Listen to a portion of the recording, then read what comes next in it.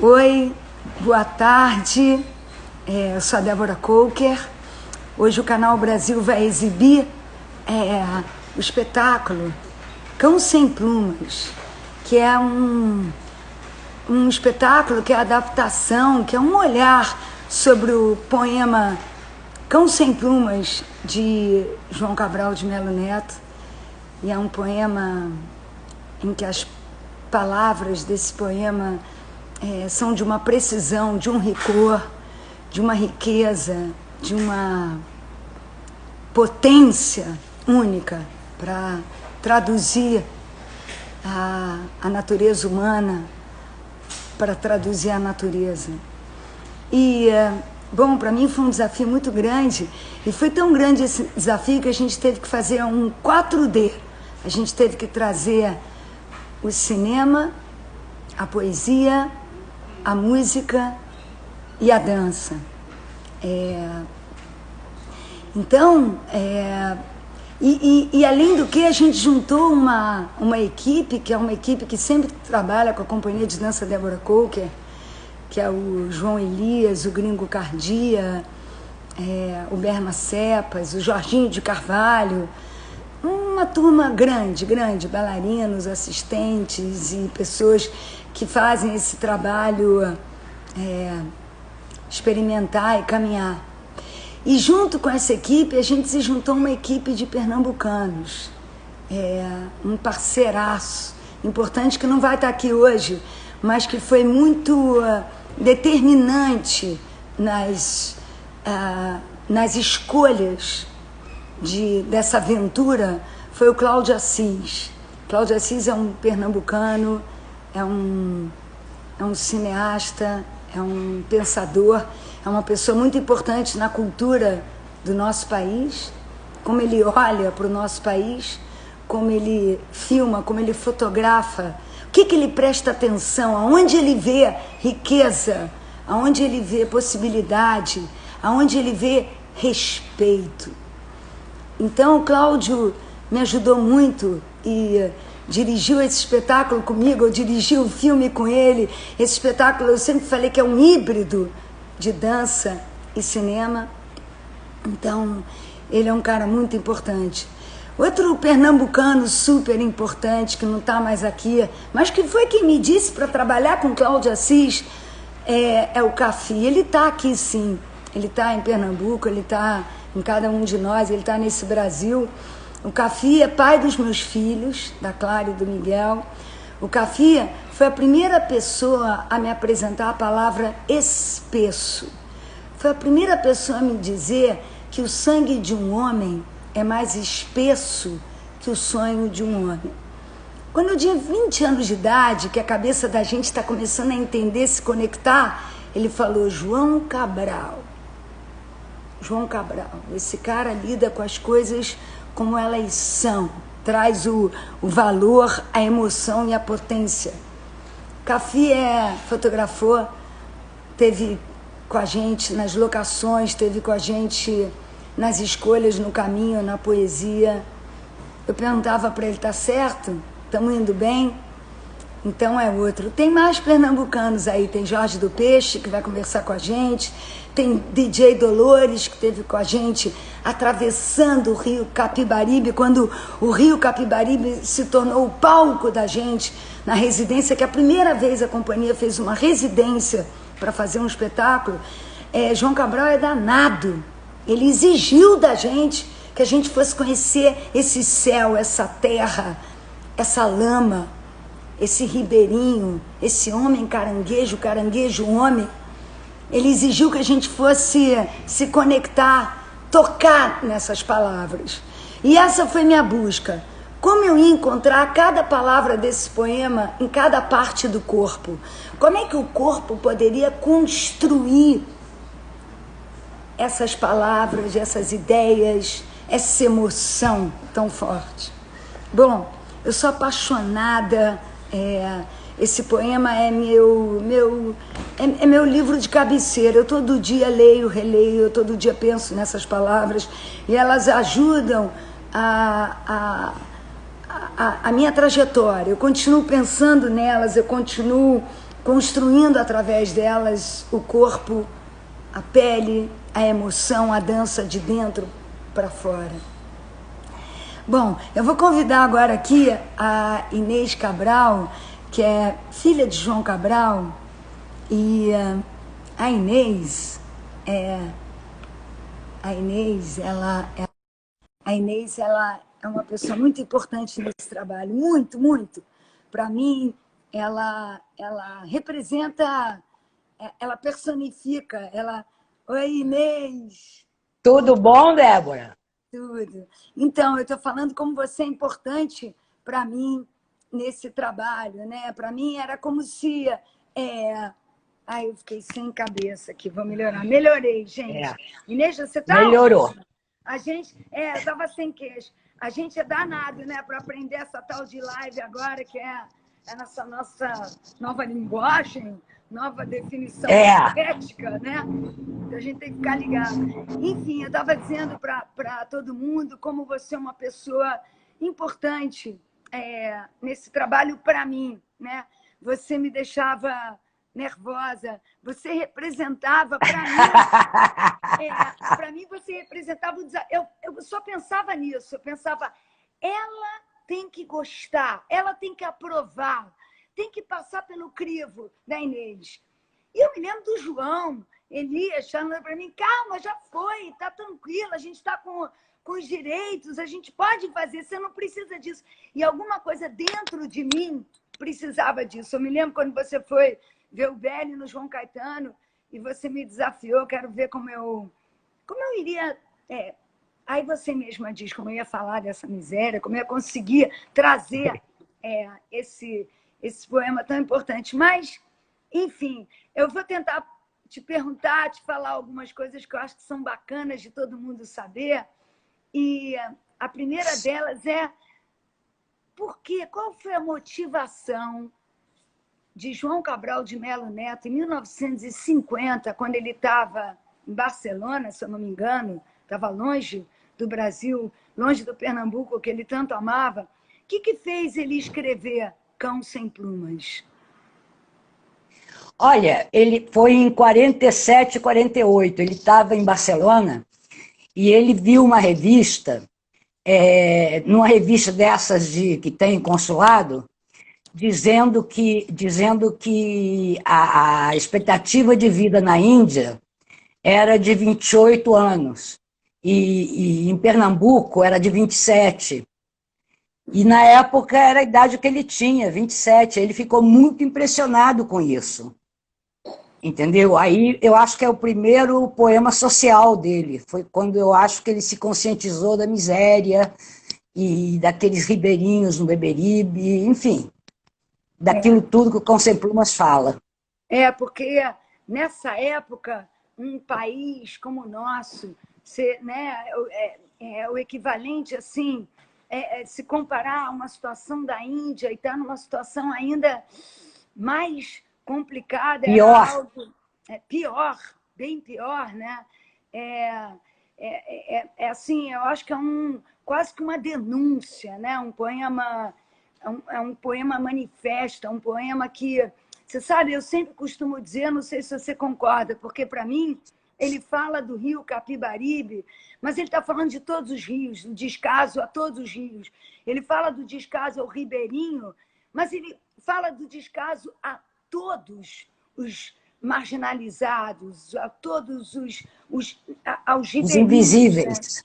Né? Os invisíveis. É um poema universal, atemporal. É como se ele estivesse dando voz, né, a essa situação. Né?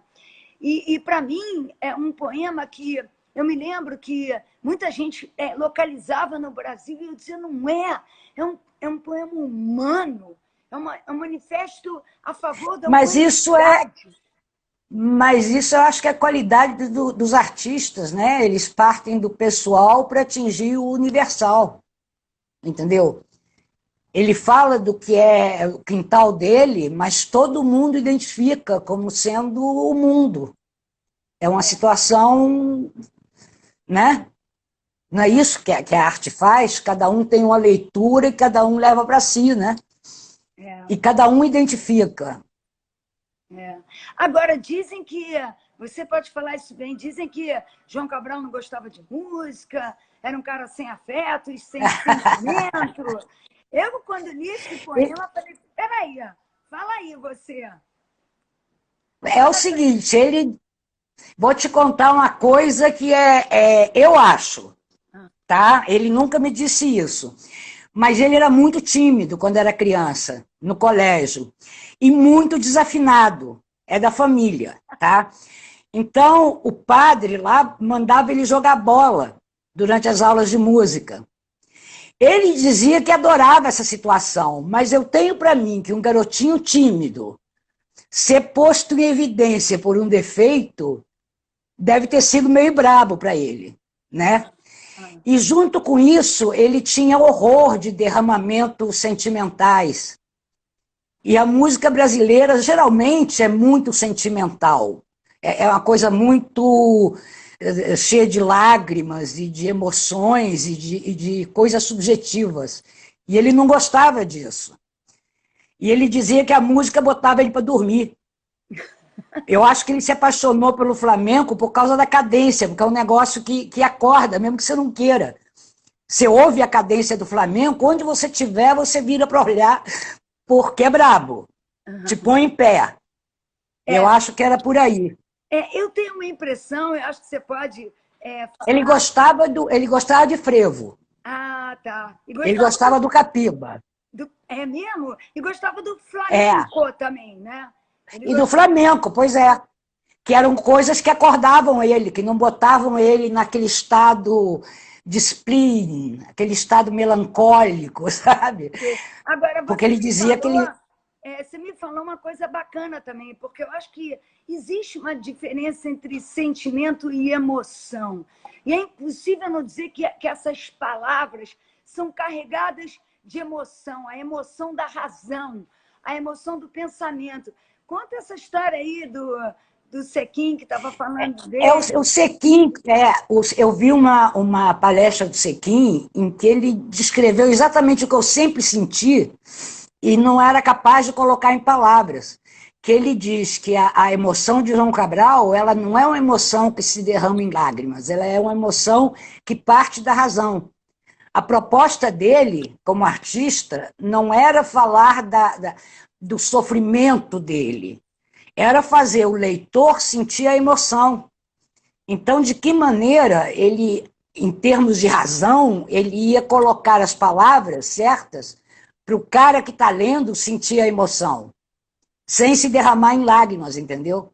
Uhum. Era uma coisa consciente, era uma coisa... Ele odiava sentimentalismos, ele ficava nervoso. Sei. Ele tem uma história engraçada, clássica dele, né? Que ele falava, vem cá, que ele falava para Vinícius de Moraes, não era? Se ele não conhecia outra vida.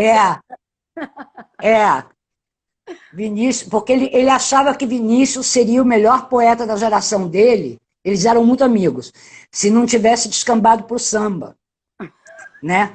Então, uma vez na Suíça, o Vinícius chegou e estava mostrando uma música nova, eu não me lembro qual era uma das músicas dele com Tom Jobim.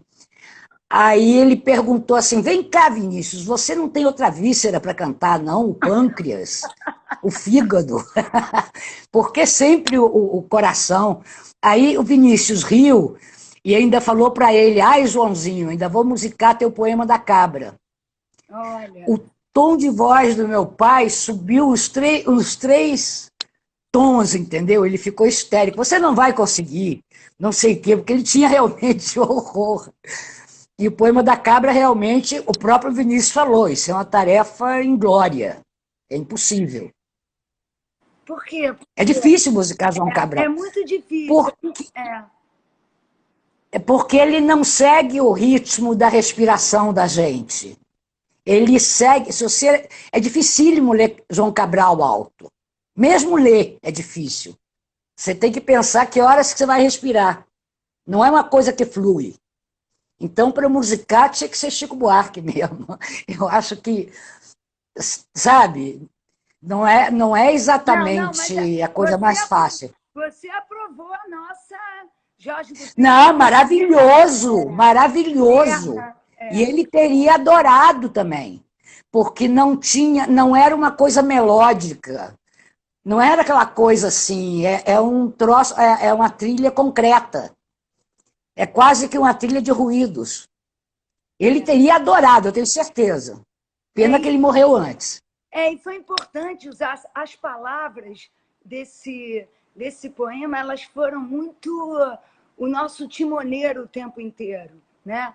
Não só o conjunto da ideia dos capítulos, um, dois, três, quatro, a paisagem do Capibaribe, paisagem do Capibaribe, dois, a fábula do Capibaribe, o discurso do Capibaribe, como cada palavra, né? cada lâmina, cada pedra, cada caranguejo, cada bolso, cada cão. E é muito para a gente que estava construindo um corpo, né? Eu acho que a gente conseguiu. A nossa tarefa era construir um corpo cabralino, um corpo João Cabral. E vocês conseguiram. E vocês conseguiram. Me deixou assombrada.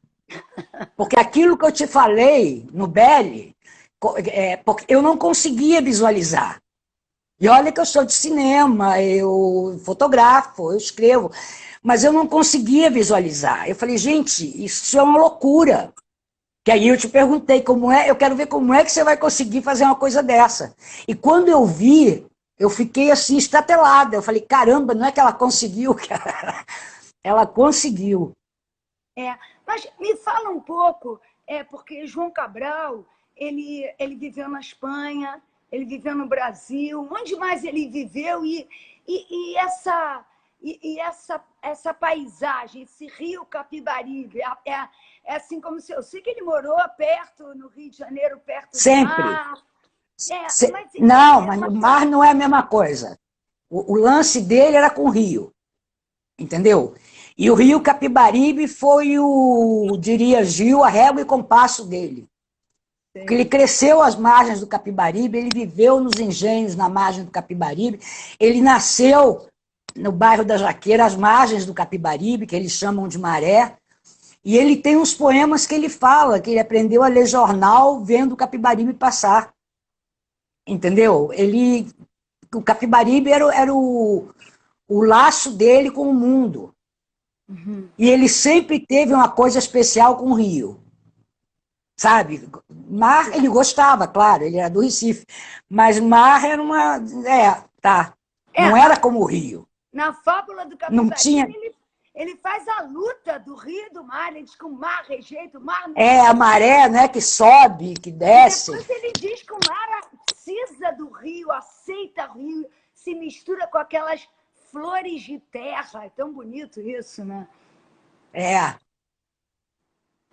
E aquela lama, né, aquela loucura. Mas o Brasil... E isso foi a paisagem... Uhum. Olha, o Brasil, para ele uma vez perguntaram, vem cá, se o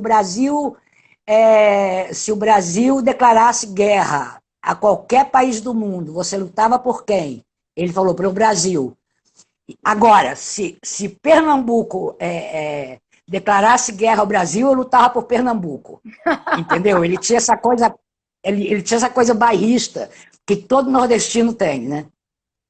Mas ele era mais pernambucano do que nordestino, ou eu estou errada? Ele, não sei. Bom, ele achava que Pernambuco era o suprassumo do Nordeste. Sei. Entendeu? Então, não sei te responder. Ele achava que Bahia não era Pernambuco, não era o Nordeste. Porque em Bahia as pessoas são mais suaves, digamos assim. Sei. Mais agradáveis. Não são tão contundentes, né? Exatamente.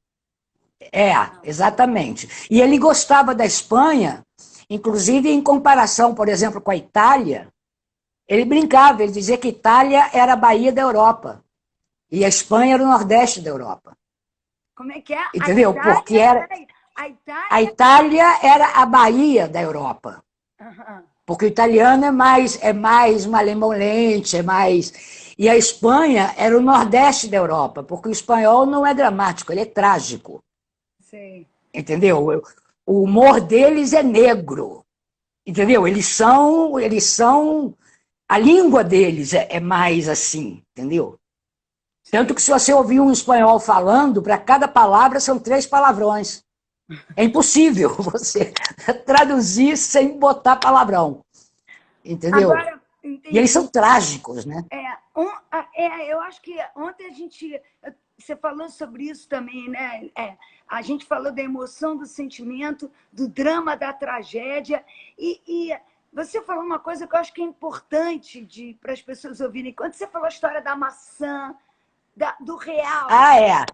Isso é bacana. Mas isso é por causa da emoção, da emoção racional dele. Porque ele, como ele queria provocar emoção no leitor, não adiantava ele falar uma palavra feito saudade, feito angústia, porque angústia cada um tem a sua. Eu não posso comparar minha angústia com a tua. Agora, quando você fala de uma maçã, a maçã é uma coisa concreta. Se eu falar de maçã, todo mundo sabe o que é uma maçã, sabe o cheiro da maçã, sabe o gosto da maçã, a cor da maçã. Então, com esses elementos, ele conseguia provocar uma emoção. Que ele, de repente, não conseguiria falando de saudade. Ele não era o Vinícius. Falando entendeu? De coisas mais assim. Entendeu? Ele gostava de falar de coisas concretas para provocar a emoção na outra pessoa. E provoca de usar a palavra concreta para provocar emoção. E não usar palavras emocionais para provocar emoção. Entendeu? Sim. E é impressionante que, além de ser universal, é atemporal. Porque é um poema escrito... Desculpa, eu falei 1950, você disse que foi 48? Foi 47 e 48, porque eu sou de 48 e o Cão Sem Plumas é meu gêmeo. Ah, tá. Então, nossa, eu estou dando essa informação errada há muito tempo, sendo 48. É impressionante como tem gente... Foi publicado, eu acho que a primeira edição, minha mãe estava grávida, acho que foi no final de 47, eu acho. Sei. Mas foi nessa época, a gente estava em Barcelona. A gente precisa descobrir isso ao certo, porque eu tenho dito 1950, não sei, chegou... Não, mas não é, 47 e 48. Tá. E é impressionante, Inês, que teve gente que estava achando que eu estava falando de Brumadinho. Que esse poema, na verdade... porque ele denuncia... Tem a ver. Ele denuncia o descaso... Exatamente. Ao Ribeirinho... Ele denuncia Calcutá também. E ele denuncia algo que está até hoje. Ninguém aprendeu. Né? Nem vai, né? Então, a gente tem que levar muita cacetada para aprender. Eu considero esse poema... Bom, é bom lembrar aqui que o grande poema conhecido, né? O grande texto de João Cabral, conhecido por todos, ensinado nas escolas, é Morte e Vida Severina. E você pode falar... Bom, Morte e Vida Severina, pode ser. Morte e Vida Severina foi escrito como um auto de Natal para Maria Clara Machado. Maria Clara Machado tinha um teatro infantil, então ela achou meio barra pesada demais. E ela escreveu outra coisa, ela não montou Morte e Vida. E ele fez Morte e Vida, o intuito dele era escrever para as massas. Não era escrever para os intelectuais. Tanto que ele levou um susto quando todos os intelectuais que ele conhecia disseram, gente, Morte e Vida é maravilhoso. E ele dizia, cara, eu não escrevi para você, eu escrevi isso para o povão. Sabe? Ele ficava bastante assombrado. Ele dizia, para você eu escrevi outras coisas, mais elaboradas e tal. Agora, mas quando o cara é bom, ele é bom, né? Mas eu comecei a achar, sabe, e continuo a achar que Cão Sem Plumas tinha que ser ensinado nas escolas também. Acho. Porque ele é um Acho, poema, e tem ele outro. É um poema que fala sobre a gente, fala sobre esse país, sobre eu a acho. terra, sobre o nosso céu, o nosso rio. Sobre nossa sociologia, fala sobre antropologia. Fala sobre a Exatamente. tragédia e a riqueza que a gente encontra em cada um dos Exatamente. lugares. É lindo como ele faz isso. Como ele traz a tragédia e a riqueza. E tem outro também, que eu acho que deveria ser ensinado nas escolas, que é o rio. Que ele vem descendo o Capibaribe lá do sertão e vendo o que ele vai vendo no caminho. É o rio falando. À direita, não sei o que lá.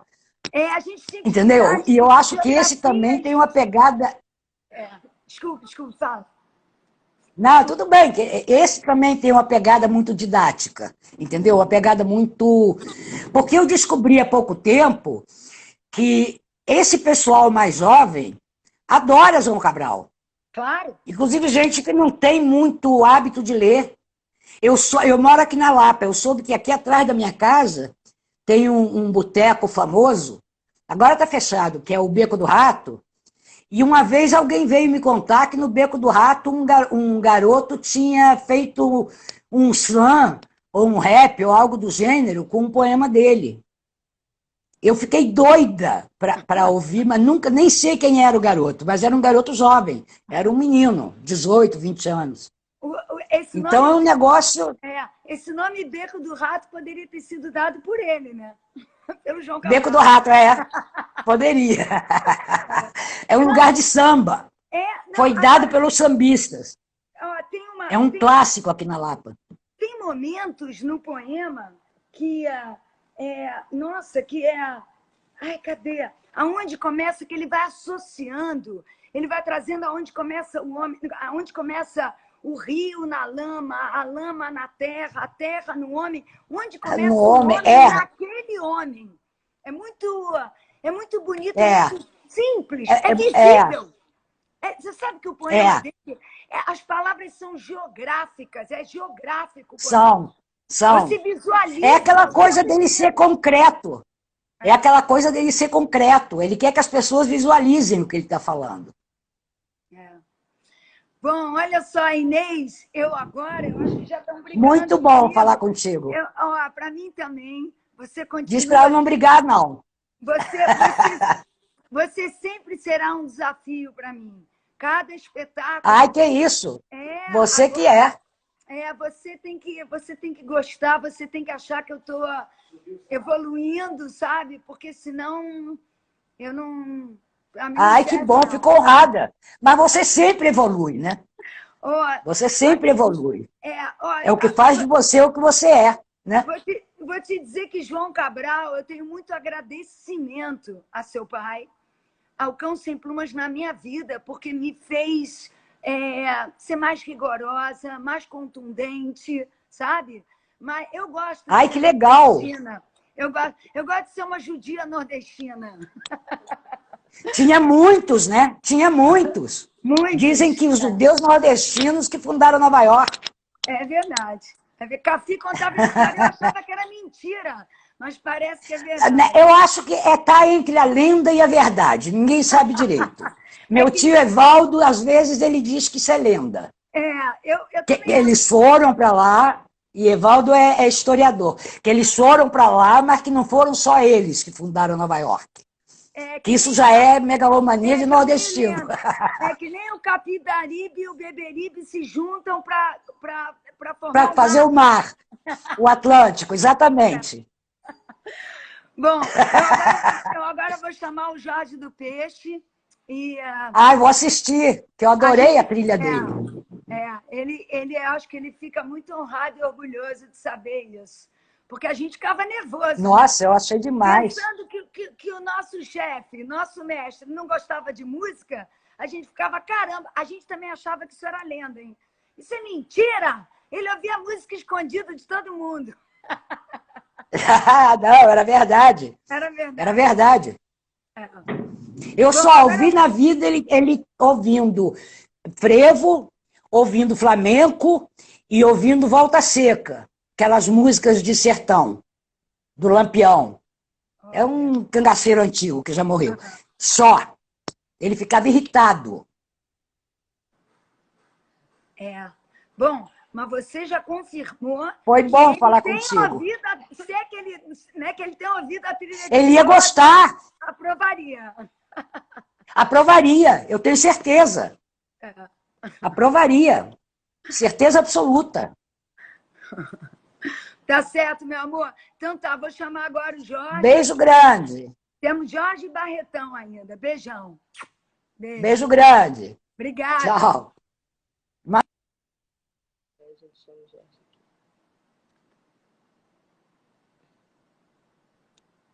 Estamos chamando Jorge do Peixe. Jorge do Peixe.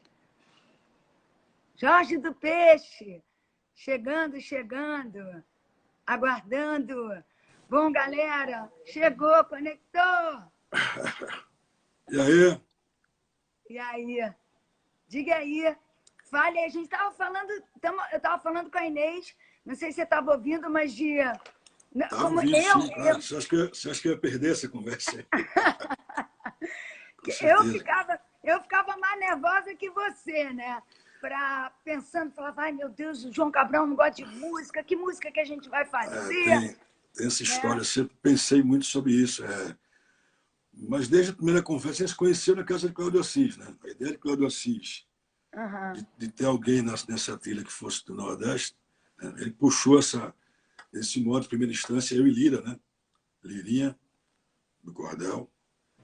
E fiquei preocupado diante da situação, confesso. Assim, era uma parada dura, né, cara?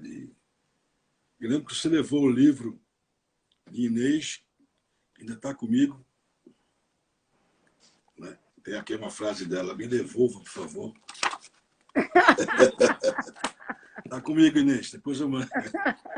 Cara, foi fora, a gente foi pontuando já alguns detalhes do poema, que se divide em 4 capítulos, né? Que é a paisagem nos 2 primeiros capítulos, a fábula e o discurso, né? Termina no discurso. E até hoje eu lembro que Lira decorou tudo isso, né, cara? É foda. Na verdade, ele não decorou, né? Eu acho que faz parte dele. É impressionante a intimidade que Lirinha falava. Sim. Era como se ele estivesse falando algo, um pedaço dele. Sim, verdade. Lira, né, recita desde pequeno, né, lá em Arco Verde. Então, para ele foi um encontro. Para mim foi um encontro absurdo também, né? Nunca pensei que teria essa responsabilidade em mãos de musicar um poema de João Cabral. Até então, quem tinha feito é Chico Buarque, né? E aí veio o tamanho da responsa. Não, mais responsabilidade ainda, porque a música do Chico Buarque, com as palavras de João Cabral, é boa pra caralho. Caramba! E aí, fiquei 3 vezes preocupado com isso. Disse, caralho, como é que vai ser? Além de ter que esperar a Berna. A Berna estava fora, a Berna Sepa estava fora do país, no começo da nossa conversa, né?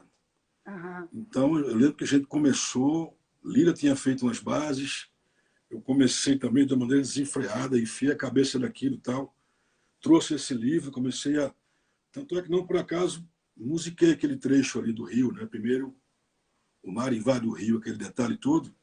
Aquilo veio no começo da feitura de tudo. A gente não sabia exatamente para onde iríamos, até porque trazer um poema escrito por João Cabral, tido por muitos escritores e poetas como um dos melhores do mundo, pode-se dizer, né? Nós, escritores e poetas do Brasil. Isso é fato. A maneira que ele escreve é única, né?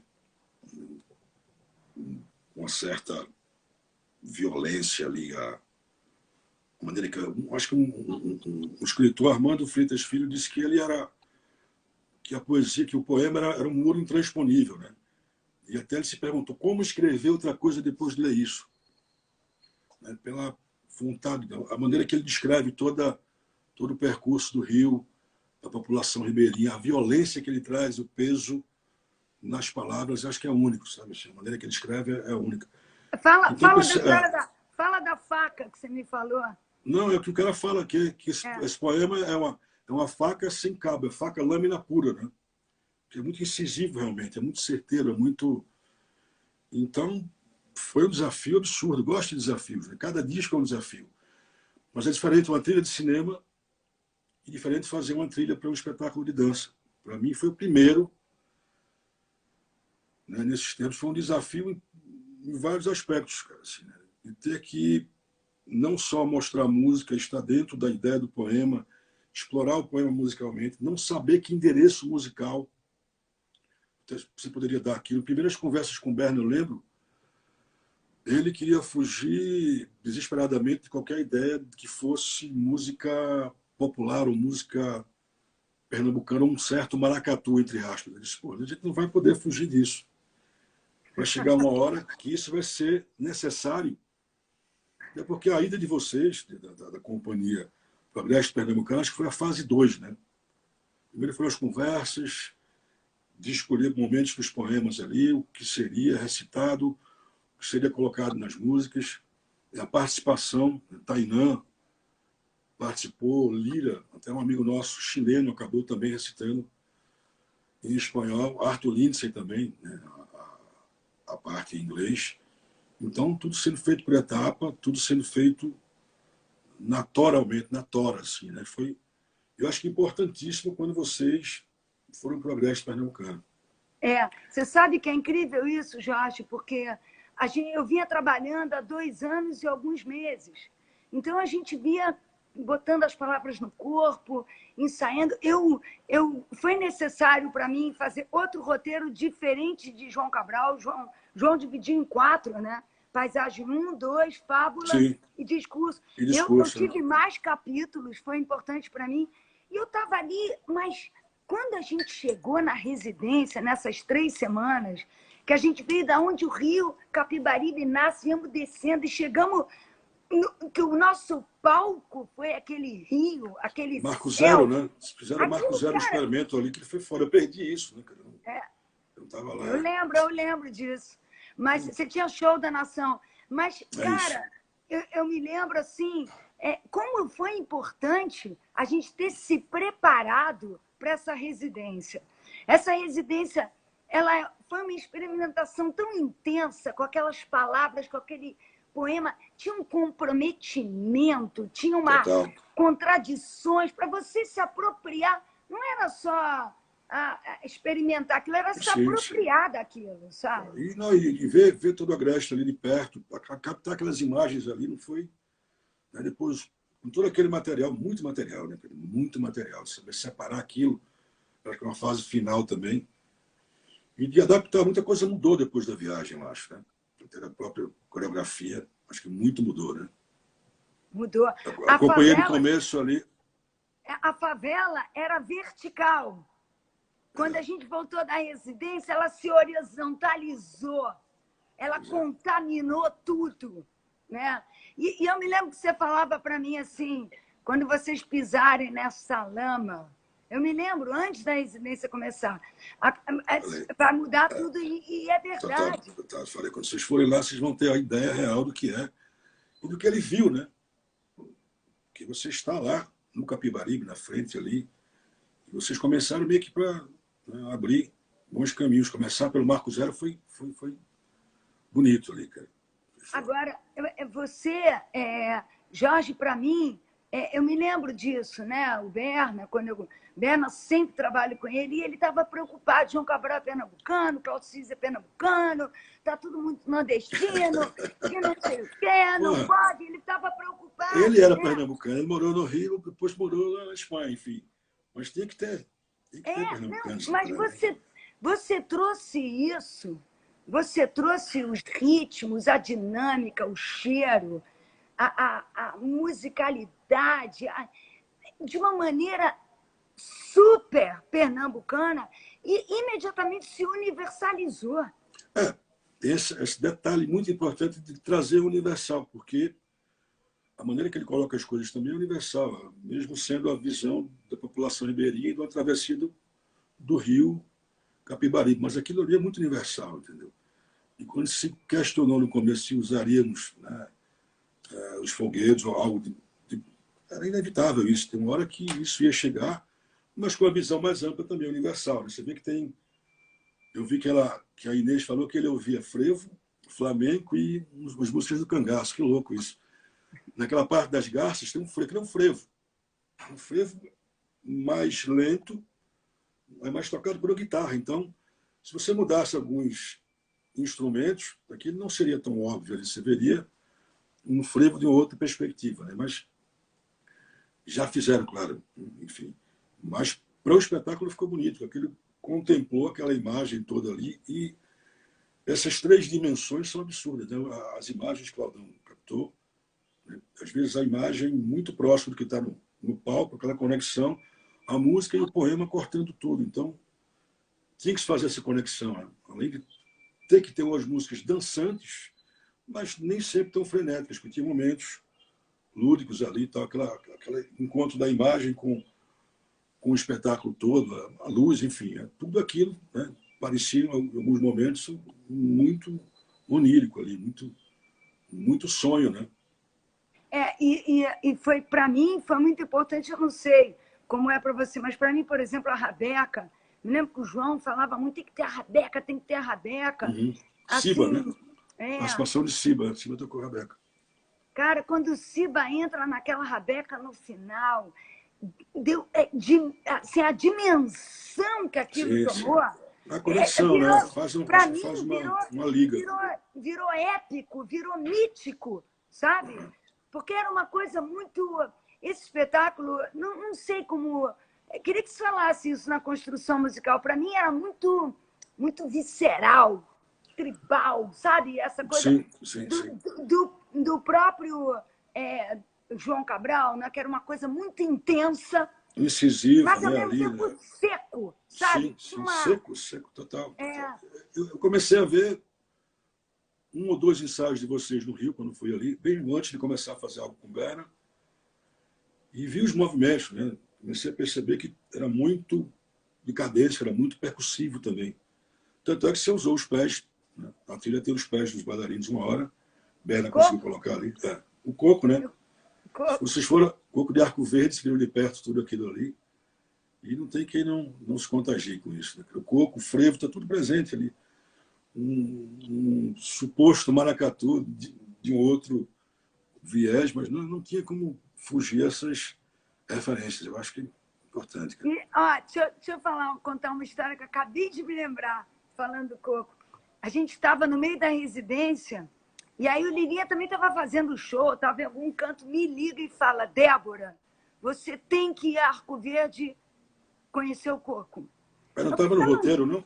Não estava. Mas não está no roteiro, o Capibaribe não passa ali, não sei o quê, porque o Rio não passa em Arco Verde. Não. E não pode, equipe de filmagem. Ele falava, você tem que ir.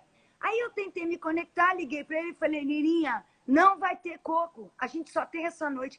Ele virou Pernambuco do avesso e conseguiu organizar uma coisa para a gente ir nesse lugar. Uma apresentação para vocês, né? Que louco. Pra gente. Dessa época. Eu fiquei louca. Eu falei, que é isso? Isso é Flamengo, isso é sapateado, quem está aqui? É o Michael Jackson, é Fred Astaire, Lampião. Era tudo, era uma conjunção pop de ritmos e de dança, um negócio... Foi demais, cara. Muita referência, né? E demais ter colocado junto com... daquele momento que era com os paus, né? Também, o que era o caranguejo, sabe?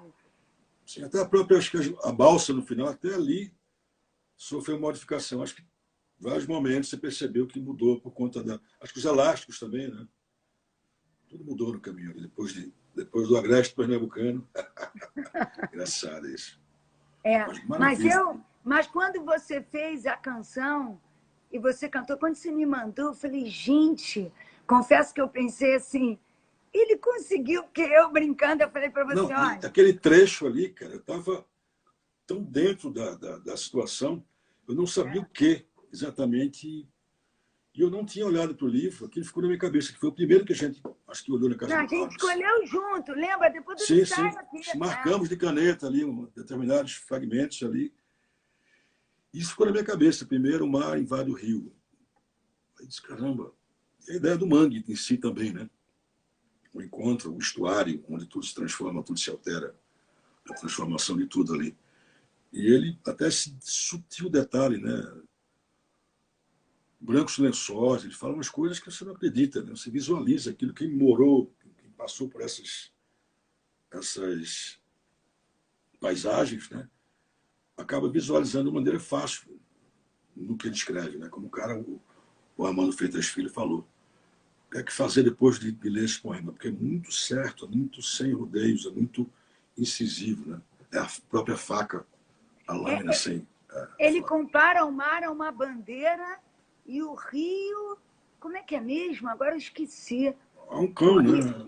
O rio é um cão. cão e o mar é uma bandeira, né? Aí você vê aquela bandeira, aquela nação, né? Aquela luta, né? Mas foi incrível, porque eu me lembro quando você muito fez... atual, né? É, muito atual. muito.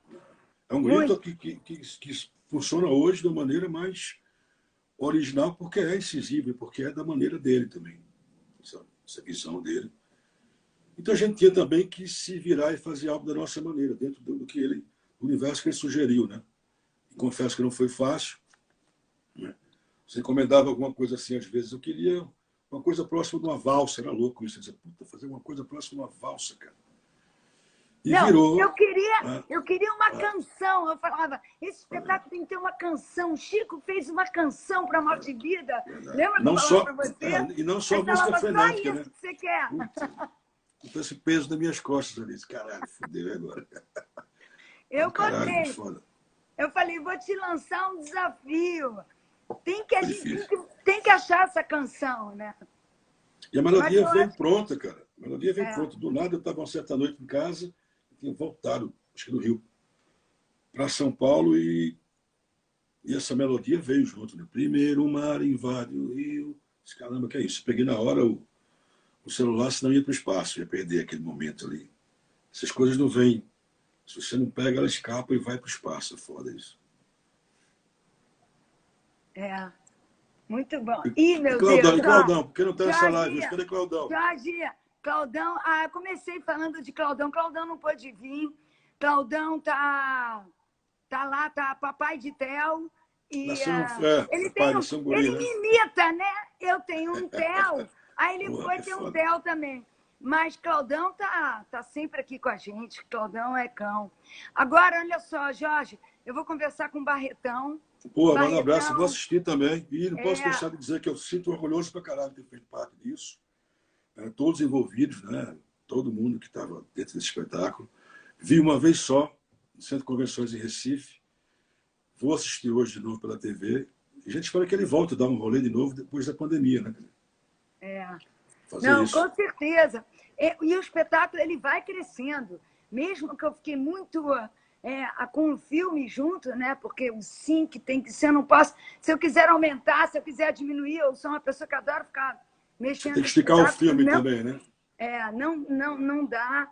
Mas... O Claudão não vai autorizar a mexer no filme, mas você foda. Não, é porque não vai.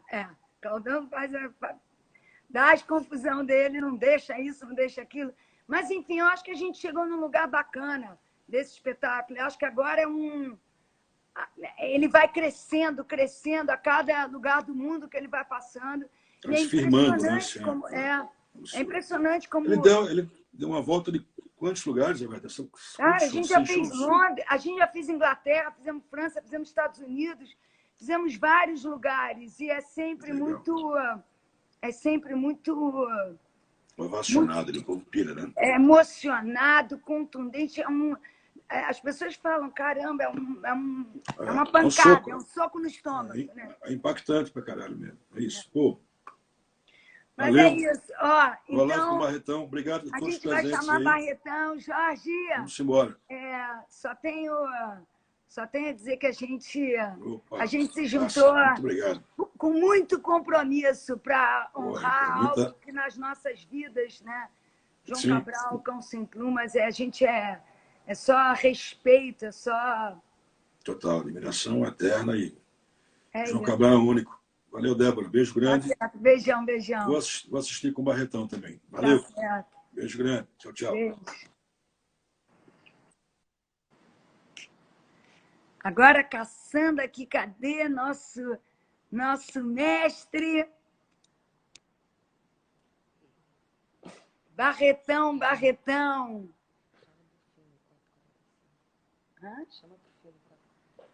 4h45 filme. Atenção, vídeo de Paulo Severo, que gravou O Cão Sem Plumas, que é dança e cinema, um espetáculo que tem dança, cinema, música e poesia. Cadê? Cadê? Barretão, cadê você? Estamos aqui, bom, já falei com a Inês Cabral, já falei com o Jorge do Peixe. Bom, estamos aqui. Será que... Luiz Carlos aqui? Ah, você botou embaixo. Você botou certo? Meu Deus do céu, desculpe, gente. Barretão, cadê Barretão?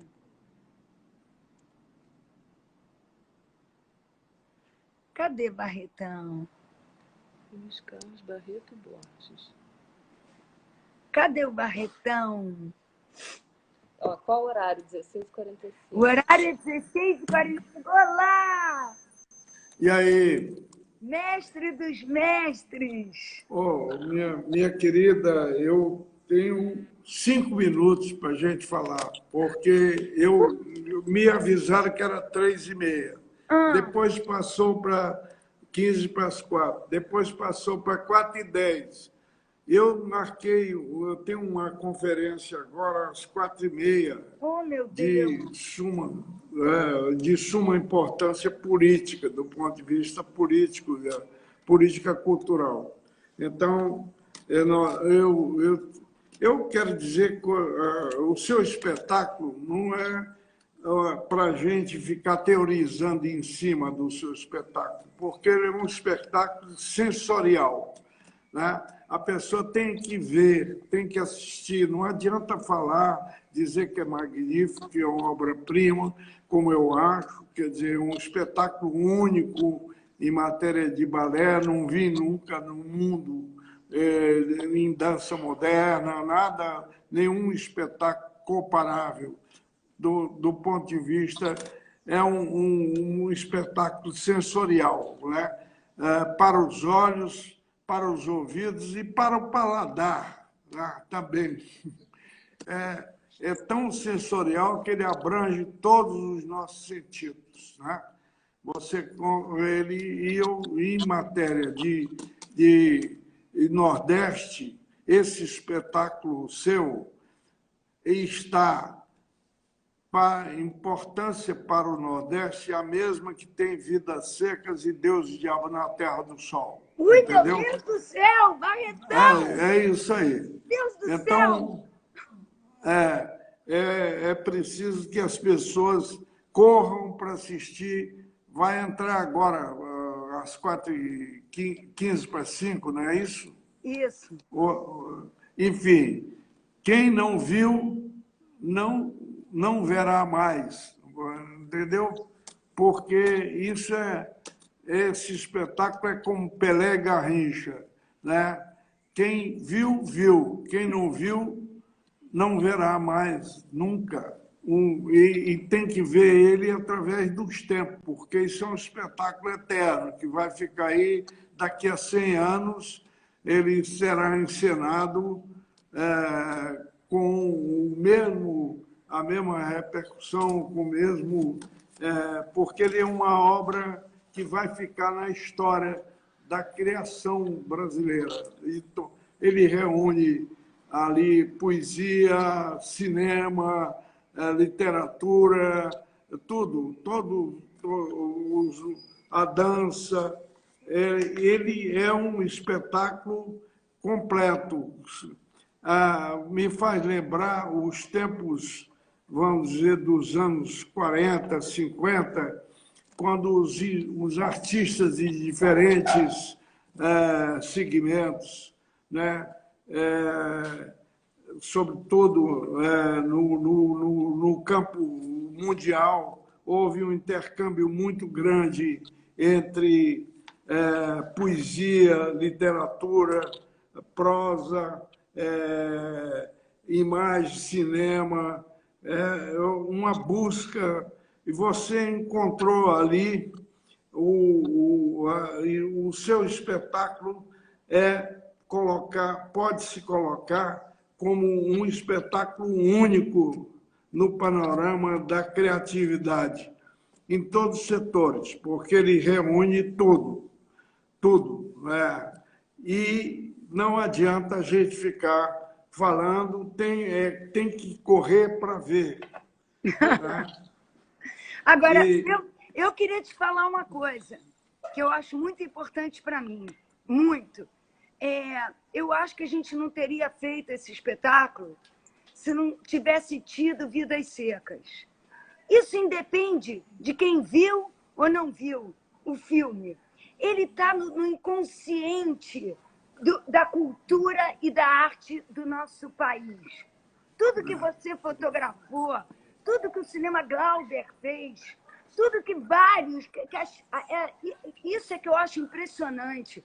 A responsabilidade de cada um de nós, o compromisso que a gente tem, porque isso está na nossa pele, na nossa intuição, sabe? O que a gente vai fazer é aquilo que a gente foi absorvendo, isso independe se você estava ali naquele momento. A gente vai construindo uma história, a memória, a história do cinema brasileiro, do teatro, da dança, da música, literatura, poesia brasileira, ele está sendo feito. E eu olho para você e você está aqui falando isso e não é só um agradecimento, é árvore, é raiz, entendeu? Isso e é isso que, quando você fala para mim, eu não posso estar aqui porque eu preciso falar de coisas políticas, porque, na verdade, a política que a gente precisa é essa, é respeito a quem nós somos, aqui que eu sou filha, aqui que eu sou neta, da onde eu vim, o que eu vou continuar a fazer. Esses somos nós. Como é que a gente vai construir um país, evoluir um país, se a gente não tem essa voz, essa memória, essa construção, né, cultural, educacional? A gente está construindo esse país gigante, né, falando dele. E é incrível, porque eu revi Vidas Secas e falei, gente, é impressionante que simbiose, que coisa... Independente de você ir naquela fonte ou não, a fonte está na gente. A gente brota dessas histórias, né?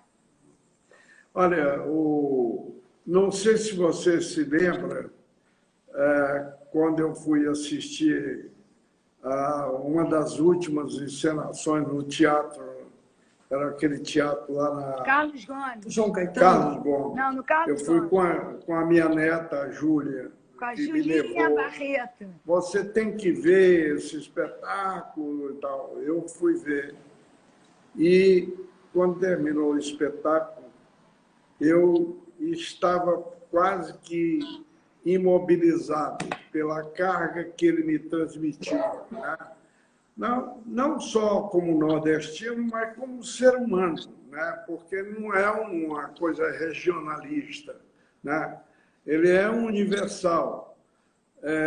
Ali você tem aquela paisagem, você conseguiu, junto com o Cláudio Assis, naquele documentário daqueles barreiros, aquilo se chama no Nordeste barreiros, né? Que são poças d'água que ficam vazando dos açudes, dos rios, e criando aqueles barreiros enlameados, né? Aquilo ali, aquele mergulho daquelas pessoas naquele barreiro, né? É exatamente o retrato de uma vida que se tem no Nordeste, porque o nordestino ele é como o Zé Lins do Rego, em algum, não me lembro em que romance dele, que ele diz assim: o nordestino é como vara de dar em doido, verga, mas não quebra, entendeu? Eu adaptei isso como um slogan para a cultura, para essa atividade da produção cultural, que nós somos como vara de dar em doido, nós vergamos, mas não quebramos, né? E vamos em frente, porque você tem gente como você. Eu falei naquela noite, quando eu me levantei para te cumprimentar, eu falei assim, não sei como é que dentro dessa cabecinha dessa mulher tão pequenininha, que cabe tanto talento aí. Como é que cabe dentro dessa cabeça tanto talento, tanta invenção? Não. Porque eu saí dali e vou assistir agora, sair da live que eu vou ter, eu vou abreviar o máximo possível, 4h30 eu já tenho que estar lá.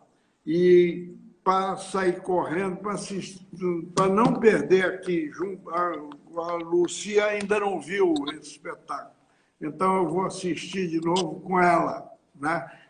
Já armamos um telão ali, porque tem que ser visto em telão. Aquilo não cabe em visor de televisão.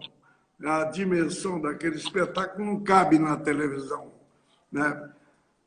Então, meu amor, e espero que o nosso documentário, que nós pretendemos fazer sobre o seu processo criativo, que a gente, depois dessa pandemia, consigamos realizá-lo. A gente vamos realizar. A gente tem que conseguir fazer isso. Eu preciso fazer isso junto com você. Preciso muito. Vamos fazer. A gente tem que... não é um documentário. A gente vai inventar, experimentar, criar mais. A gente tem que continuar fazendo. Você tem que... A gente precisa muito de que você faça muitas coisas. E a gente vai fazer isso junto. E, olha, Barretão, eu não odeio ficar reclamando, sabe? Quem reclama já perdeu, aquela frase de João Saldanha, né? Essa história a gente verga, mas não quebra, mas eu não quero ficar triste, mas eu quero que a gente resista e que a gente brigue, porque a nossa cultura, o nosso Nordeste, o sertão que tem dentro de cada um da gente, nossa música, nossa dança, a nossa tragédia, nossa riqueza, a gente precisa continuar. Esse país precisa. Oi, Lucia! Essa educação que assim que a gente precisa estudar geografia, história, a gente precisa aprender a conhecer o céu do Brasil, as terras, o sol, a terra que chora, o mangue, o que é seco, o que é molhado. Esse país é nosso, é nossa cultura, é nosso sangue, é nosso pensamento, é nossa criatividade. São os nossos filhos, nossos netos, nossa saúde e nossa doença também. Então, cada dia, a gente... Eu estou me sentindo assim, eu estou pronta para a guerra. É verdade. Olha, um beijo grande. Vou te deixar aqui, a Lucy vai falar contigo rapidamente. Eu tenho que correr lá para o computador. Tá bom, vai defender a cultura. Gente, ela está falando. Olha isso. Bota aí, gente. Vai, então, ele vai... É quase um ministério, o ministro. Vai lá. Defender nossa cultura, nossa arte, nosso cinema. Defende a dança também, hein?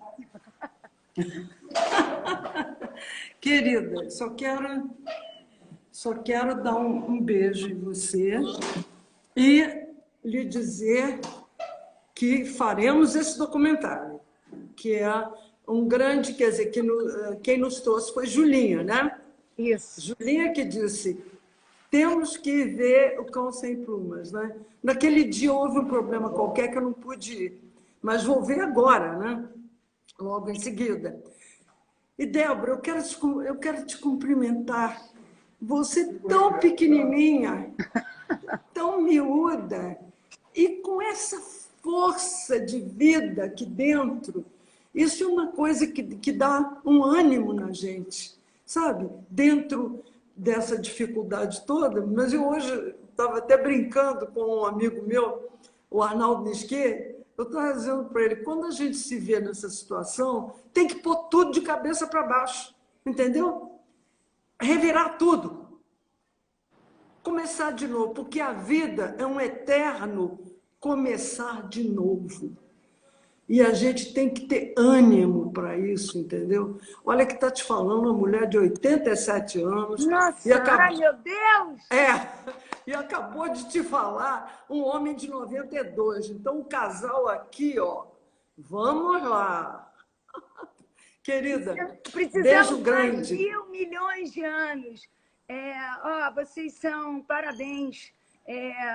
Que memória, que história, que força, que representatividade, né? da gente, do nosso cinema, da nossa arte, cultura, dança, música, literatura, poesia, tudo mesmo. E ver que vocês estão aí, os dois, né? Cada um casal lutando... na luta. Na luta pela vida mesmo, sabe? E não desistindo. Quem é que vai desistir? Eu não vou. Vendo duas Nem pessoas, eu. não vou mesmo. Vendo vocês, sabe? E não vamos não, porque esse país é nosso, essa terra, esses pés que a gente pisa, que a gente tira som dessa terra, esse céu que está nas nossas cabeças, Isso. o sol que ilumina a gente. Até a morte a gente já colocou dentro da vida e a gente está achando que a vida é potente, né? É isso aí. É isso. É isso aí, minha Débora querida. E juntos vamos fazer esse sonho, mais um sonho, que vai ser o nosso documentário. Vamos registrar tudo isso com o nosso companheiro Heitor Dália. Isso aí. Isso, Isso não aí, vamos Heitor, esquecer. será que ele está aí? Heitor, está vendo a gente? Senão ele vai ter que ver depois dessa live. Ele foi citado. Não... Outro pernambucano. Heitor também é pernambucano. Eu não sabia. Heitor é pernambucano? Pernambucano, ele finge ser paulista, né? Tô brincando, ai meu Deus. Não é que ele mora em São Paulo há muito tempo. Mas é isso, verdade. Lucia. Super obrigada. Espero que... Obrigada a você. Espero que todo mundo goste. A gente vai ter agora, daqui a pouquinho, às 4h45. Não há como não gostar. O Luiz Carlos já disse. Beijo grande. Beijão. Bom filme, bom vídeo a todos. Estamos juntos. Estamos juntos. Estamos juntos. Isso. Beijo. Beijo. Deixa eu ver. Oi, gente. Beijão.